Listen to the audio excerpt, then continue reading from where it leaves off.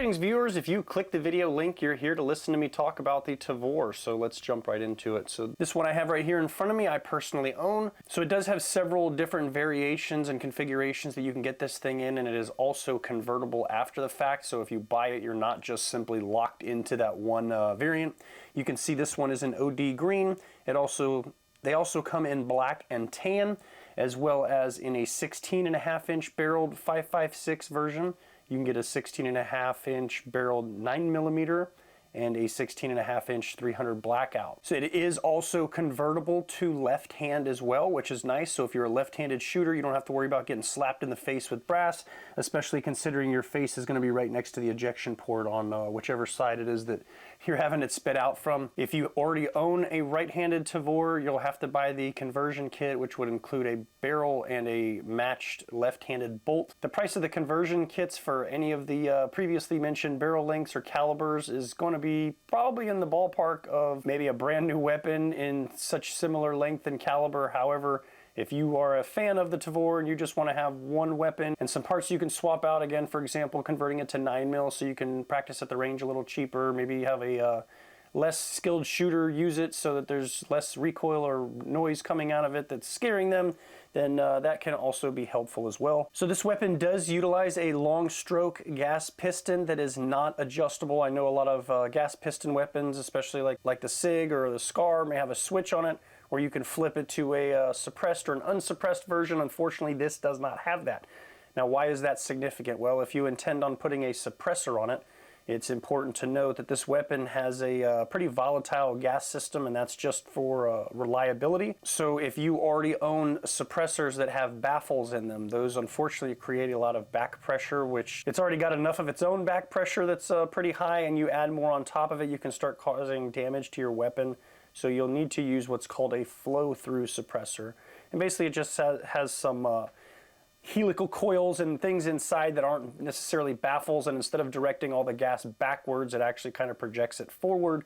So then again, you can continue to run your weapon and not have any issues and not cause any damage. The barrel on this thing is a 1-in-7 twist. It is chrome line and cold hammer forged chrome moly. For those of you that are into those kind of technical specifications, I know the twist rate might matter depending on which bullet you're interested in firing out of it. It is advertised to weigh 8.15 pounds right out of the box before you start slapping stuff on it. I threw this one on my bathroom scale, and reading the analog output on it, it came out at exactly 10 pounds, but that's also, again, including this beefy optic. I've got a magnifier on here. This rail has been changed out, so it's a little bit heftier. It is aluminum, but it's a little bit heftier than the original one that came on there. I've got the bipod on it, scout light, a metal fore-end, so I've added some stuff to it. So 10 pounds is not a light rifle at all, as compared to an AR, so let me grab mine here. This is a 16-inch AR that I built. I put this on the scale and it comes in at about between 7 and 8 pounds. And again, it does not have a magnifier on it, so that would again add a little bit of weight as well. The difference in the weight of these two though is where it's actually balanced. Also, if you look, again, this Tavor has an 18-inch barrel because of its bullpup design. If I put these two end to end, you can see that the 18-inch weapon is significantly shorter than the 16-inch one and makes it a little bit more compact, but you get all the benefits of having that longer barrel. And I kind of discussed this in my SBRs versus bullpups video. If you're interested, you can go check that out. Some of this information may be repeated. You've already heard it. If you did watch that video, I apologize. Hopefully I give you something new that you're able to learn about this weapon system in this particular video. So again, the weight is significant simply because of the way that it's balanced. So for your typical AR, because you have this long barrel that sticks out, a lot of the weight, so if we use our foregrip as the pivot point, that weight pulls down on the front of the weapon. So if you're having to stand there for long periods of time holding this thing out shooting, it starts to fatigue your arm, especially depending on how and where you grab this thing. If you grab it pretty far out and you're extending yourself, you're going to be trying to hold more of that weight up at a further distance from your body, and it will fatigue you pretty quickly. So let me put this back to the side. The majority of the weight of this beast is all back here where it's close to your body, and there's not a whole lot to hold, not only just because of the length, but the weight is back here towards the center of your body. And again, that is significant for having to hold the weapon out there for longer periods of time, and as well transitioning to different targets. This thing is super easy to shoot and transition between multiple targets simply because, again, all that weight is towards the center. So to kind of put it in perspective a little bit, and maybe a little bit of an exaggeration on an example, but it kind of helps make it make sense. So let's just say you were to take a sledgehammer and you were to keep the weighted end away from your body, holding it as you would hold a rifle, and put the end of the handle into your shoulder, and you've got all that weight pulling forward and you're trying to swing it around, and as you're swinging it you kind of get that oversway a little bit, and then you have to stop and kind of you get that little wiggle trying to transition just right to a target. Now flip that sledgehammer around and put the weighted end into your shoulder, holding it like a rifle, and then swing it around, and it's a lot easier to manipulate because, again, all that weight is concentrated here. There's nothing out here. It just doesn't take any effort at all to kind of transition and, again, move it around and hold it. Another point with that could potentially come in handy is, let's say something happens, you are in an engagement and your support hand side is out of commission and you are required to operate one of these weapons single-handed. This is really easy to do that. Just tuck it in tight and you can hold this thing out here for a long period of time, whereas, again, with an AR, man, it's pretty taxing trying to hold it up, and your wrist is definitely going to be feeling it. So that is one, and another bonus point in the corner of the Tavor itself. Now again, if it's opposite and you're going to have to shoot this thing with your support hand, you're probably going to be getting slapped in the face with brass because, again, this is where your cheek is and this is where the ejection port goes. So like I said, this weapon is in 5.56 caliber. It does use standard 5.56 magazines, so any of the 10, 20, 30 rounders will work. Also, the 60 round Surefire as well as the 100 round, it just makes it a little bit longer. And the Magpul D60 drums will work in this just fine. However, there is a caveat to that. So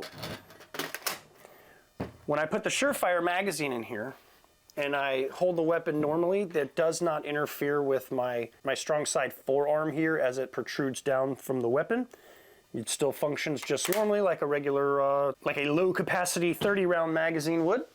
The difference with the drum, though, is because it has this wider profile, it does load, it does feed, it does operate like normal. If I pull the charging handle back, it will lock open on an empty chamber. The only issue that you run into is the bulge of this D60 bumps into your forearm, and it makes it really inconvenient and uncomfortable. Unless you empty this thing really fast, or potentially, again, you're on a bipod and maybe more of a mounted position, you can just start dumping rounds with this thing, and you can put your hand in a little bit more relaxed position rather than keeping it here. So you can see it's actually pushing my forearm away from the weapon. Again, it's not terribly uncomfortable. It's not like it has any sharp edges, but for an extended period of time, that would not be fun. As well as this magazine is not exactly very light when it's empty, so you're going to have a lot more heft in the back here. So it is an option, just maybe not a highly recommended one. All right, so as for the function of this weapon, if you are a established AR shooter, the manual of arms is completely different. And if you do intend to get one of these and maybe make it your go-to rifle for home defense, for bugging out, shit hits the fan, whatever apocalyptic scenario you have in your mind, you're going to have to practice with it and get a lot better. In my Bullpups versus SBR videos, I went over the reloads and the amount of time it takes to reload this particular weapon versus an AR. There is a little bit of a disadvantage simply because it does not have that index finger magazine release. The only magazine release on this weapon is this little paddle right here, which as you grip to pull the mag out, you kind of pull back on it and you can snatch the magazine out. It does have a charging handle up front. Currently it is, because I am a right-handed shooter, it is on the left-hand side of the weapon. It is reversible. Like I said, this weapon is convertible to left hand. So there is a 45-degree rail on this side that comes off, and then that charging handle would simply swap to this position, and then you could just put the rail back on this opposite side, so you have that space available to put on whatever attachments it is that you are desiring. So again, this is your charging handle. This is your magazine release. The safety is in the same position here where your thumb would be, and then this is your bolt hold open and your bolt release. It's a big chunky black piece of plastic back here that's a kind of a flipper, and so if right behind the magazine well here if I push in on this while pulling back on the charging handle. So I'm going to do that. It will pop up. This is a non-reciprocating charging handle, by the way, so as of right now this thing just kind of flaps around, so it has a locking position forward. So this is now kind of stuck down a little bit here, so my bolt is held open. I've swapped out my magazine, and then what's kind of nice is this is right here. Some people, as they grip the mag, they'll use their thumb to hit it or slap the mag in and just simply swipe that backwards and it'll throw the bolt forward. Again, this is the ejection port here. On the opposite side of that, we have a plate. This particular one I replaced. There's a lot of aftermarket stuff on here, and I'll go over all of it. This is made by Gearhead Works. It's a plate that covers the opposite side of your ejection port, but it does have a QD mount built into it, and I like the position of this QD mount versus all the way back here at the very rear of the weapon. I like running single point slings, and where that goes and the balance of the weapon when it's hanging, it's actually perfect. So that's a definite recommended upgrade there. So if you were, again, to convert this to left hand, all you would do is this would go on the opposite side and cover this. Your shell deflector would be swapped to the opposite side, and again your bolt would be the left hand configuration, throwing the brass out of the left side of the weapon. You can see this bipod, I keep putting it on here. Somebody gave this to me a long time ago. I did not purchase it. They didn't like it. They gave it to me. I've been trying it out. I just leave it on there. I don't usually run it unless I'm setting the weapon up on the range, or maybe one day it'll come where I need it in a mounted position, and that's where I'll use it. So talking about aftermarket upgrades, again, there are several on here. There are two big ones that I would absolutely recommend if you buy this weapon for yourself. Now, the first one potentially may be a little bit different. This one is several years old, but when I got it, the trigger on this thing was absolutely atrocious, and it was not fun to shoot at all. The trigger bow and the trigger pack itself in this weapon have been replaced with Geissele parts. So this is the Geissele Lightning trigger bow. And also, not pictured inside the back of the weapon here is a small trigger pack. I'll show you a little insert picture of it. This is what it looks like. But it is the Super Sabra made by Geissele as well. And with those two additions to this weapon, this thing shoots like a dream. And I feel like I can shoot this weapon the fastest out of every single thing that I own, even stuff that has hyperfire triggers in it. So I'm definitely pleased with that, and that is probably my #1 recommended upgrade if you do decide to buy a Tavor. Whether you're kind of on the fence about the trigger or not, I would do it, and then I guarantee you, you're probably not going to want to look back and go to the stock trigger. The second other upgrade that I would highly recommend is this top rail. If I'm not mistaken, it's been several years since I put it on here. This is also made by Gearhead Works. This rail is a little bit taller because the original stock one that comes with it is flush with right here where your cheek would go all the way out, which means you have to kind of squish your neck down even farther just to get a look down your sights. And I really did not like that. It was not comfortable to shoot, but definitely another recommended upgrade for sure with raising the rail height here. Now, I like putting lights on all my weapons. I did my Surefire review, and in that video I mentioned that I have a lot of Surefire products. Their scout lights on rifles are amazing. I like their tape switches with the temporary switch and the permanent on button. I like those. They're high quality. I've never had an issue with them. Again, this is the kind of a long scout light. This fore end on here has been replaced as well. This is also made by Gearhead Works. It is the same green matching color of the Tavor, which is nice. It's got M-LOK slots on the sides and bottom of it. And it's again designed to allow you to put this scout light poking out down under here. I could have easily attached it on this 45-degree rail up here, but I kind of like the look of this better. I like it being underneath the barrel instead of off to the side, because I don't really like the shadows that it makes when the light's going sideways. When it's underneath the barrel, I feel like it's a little bit more center-lined, and in a emergency pinch situation for point shooting, if you put that light dead center on wherever it is you're intending to shoot, then you're probably going to have a little bit more success, and it gives you a little bit more indicator of where your rounds should be impacting, again, up close or in a dark or low light situation. So as standard on pretty much all my guns, I try and set up the grip the same. I do have a Magpul AFG on here, and I also have a hand stop on this side so that when my hand goes in, I hook into it, and then I'm on the AFG, and I have that consistent grip every single time I grab with my support hand. So on top of this particular weapon, I will mention too, the stock rail that comes with this thing has built-in iron sights that flip up out of the Picatinny sections.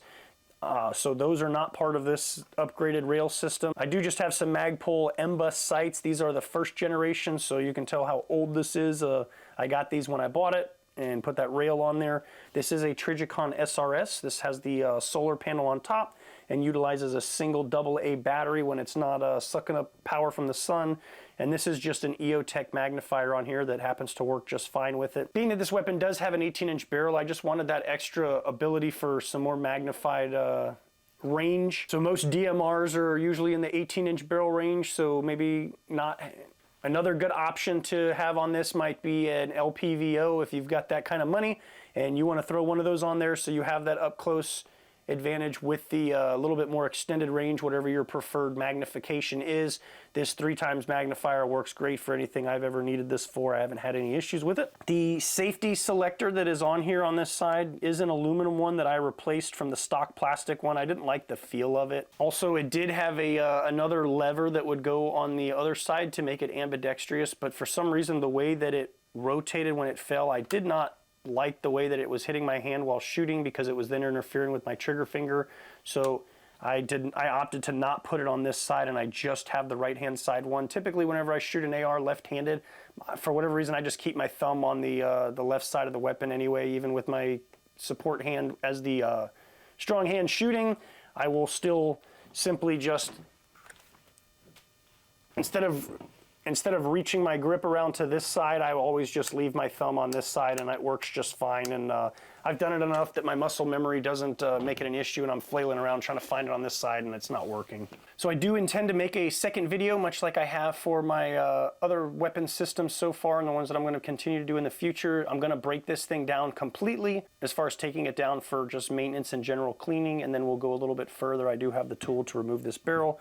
I've done it several times. There's a little notch right here once you get all this stuff disassembled, so you can, again, do a caliber conversion or just a super deep cleaning of your weapon. It's always nice to get direct access to your chamber and get around all those lugs to clean it, instead of reaching in there with Q-tips and hoping you're doing a good job, because this is not exactly very convenient to get in here and clean that chamber. Unfortunately, we do have Hurricane Idalia coming through this area, so the weather conditions are not ideal for filming. Again, I don't mind going out and shooting in the rain, but I do mind my camera equipment being damaged and me not being able to make future videos for you, because my video and audio equipment was not exactly cheap, and I'm not monetized or sponsored by anybody, so everything that I buy has to come out of my pocket. So I'm just going to splice in some footage when I was shooting this thing in previous videos. If you've already seen it, I apologize. I just don't want it to be a completely boring video with me sitting here talking behind a table. If you are looking into getting one of these, it's definitely on my highly recommended list. I am a big fan of bullpups. There are a lot of people out there that don't like it, and the number one excuse that I've heard people say, other than the manual of arms is different, which this is a different weapon system. This is not an AR, so it's not going to be the same, so you have to learn a different set of skills. But again, the biggest complaint that I've heard is that since this is where your face goes, that they don't want the rounds exploding right next to their face. Well, on an AR, it's just moved up a couple inches, and if you've happened to see the catastrophic damage that is caused by somebody accidentally firing a 300 black inside of a 5.56, it doesn't matter if your face is 2 inches closer or it's right underneath. This is actually a fairly beefy weapon. If I had an extra one of these, or somebody wants to send me one, I'll shove a 300 black in there and we'll blow it up and see how bad the damage is right here where your face would be, to see if maybe it would actually be better than an AR and the position of where the round is when it's detonating. So if anybody's giving out free Tavors, I'll be glad to take it, and we'll do some serious experiments and torture tests. But until that time, I am going to go ahead and call this video here. So hopefully you found something useful or educational in it. Again, if you are looking into one of these weapons, maybe you're on the fence, I highly, highly recommend it. However, I would also include in your budget, at a minimum, the trigger upgrade. The Lightning Bow and the Super Sabre trigger pack are amazing, and I have not regretted it. The price kind of sucks. It is a Geissele product, but also with that name, you know you're getting something quality, and I'll be the first one to stand behind it and say that it is absolutely phenomenal in this weapon system. Second one, again, this rail height riser unless again you're using some sort of super duper 12-inch high optic mount so you can get everything up to eye level without ducking your head, then maybe that won't be an issue for you. But again, if you are going to run an LPVO or something where you need your face to be close down here to the weapon, I would highly recommend the rail height increase here. So if there's anything that you think I forgot or maybe I didn't mention in the video, please just leave a comment down below and let me know. Or if there's something else you'd like for me to answer or follow up, I always try and answer in my comments and respond as quickly as possible so that I don't leave you guys hanging. I am going to call this video here, so thanks for tuning in and we'll catch you in the next video.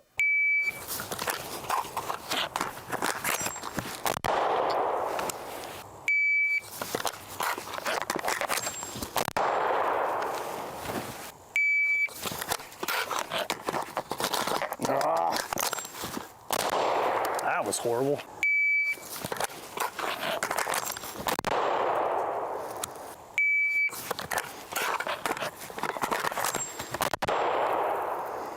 Now let's just have some fun, shall we?